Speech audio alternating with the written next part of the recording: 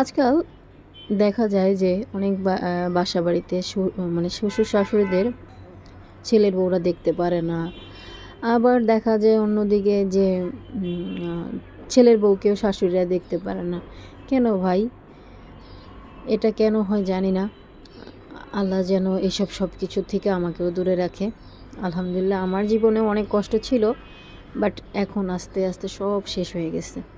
তো আজকে আমার শাশুড়ি মায়ের হাতের খুব মজাদার একটা বোম্বাই মরিচের আচার তোমাদের সাথে শেয়ার করতে চলে আসছি। হ্যালো, আসসালামু আলাইকুম। সবাই কেমন আছো? আশা করি আল্লাহর অশেষ রহমতে সবাই অনেক ভালো আছো। সো এখন আমার শাশুড়ি মা রসুন দিয়ে দিছে তেলের ভিতরে, সরিষার তেলের ভিতরে, পরে আম দিল।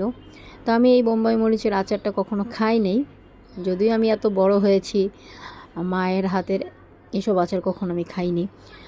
তো যার কারণে আমার শাশুড়ি মায়ের কাছে আমি বলতেছিলাম যে আম্মা আমাকে একটু শিখাই দিন। তো আমার আম্মাটা আচারগুলো নিছে, বলতেছে এটা এভাবে দিবে। এখন আমি দেখতেছিলাম কী কী করতেছে। এখন উনি সরিষা বাটা দিচ্ছিল। তো আমার খুব বেশি ভালো লাগতেছিল যে তার সাথে আমি এগুলো শিখতে পারতেছি। আলহামদুলিল্লাহ, আল্লাহর কাছে অনেক অশেষ রহমত। তো এই তো আমার লাস্টে বোম্বাই মরিচ দিয়ে দিল। যদিও আচারটা নাকি অনেক মজা, আমার ননাস খুব বেশি পছন্দ করে, যার কারণে আম্মা প্রত্যেক বছরে এটা বানায়।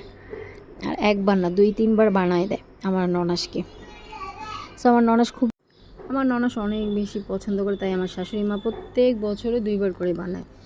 সো আমিও ভাবলাম যে এই ফাঁকে আমি একটু শিখে নিই কেমনে কেমনে রান্না করে। যদিও আমিও একদিন শাশুড়ি হব, তখন আমিও আমার ছেলের বউকে এভাবে শেখাবো। সো কারা কারা বাসায় বোম্বাই মরিচের আচার খান আমাকে অবশ্যই কমেন্ট করে জানাবেন। আর ফাইনালি আমাদের আচারটা হয়ে গেছে। আর এটাতে তেল অনেক দরকার, তো যার কারণে আম্মা বলতেছিল এটাতে তেল দিয়ে দিয়ে খেতে হবে। তো আমি দেখতেছিলাম আর ভাবতেছিলাম যে আচারটা কত বেশি মজা হবে, তাই না? আর এখন আম্মা দিয়ে দিল কি যেন, 5 ফোড়ন দিয়ে দিল। সো সবাই ভিডিওটা ভালো লাগলে লাইক, কমেন্ট, সাবস্ক্রাইব করে দেবেন।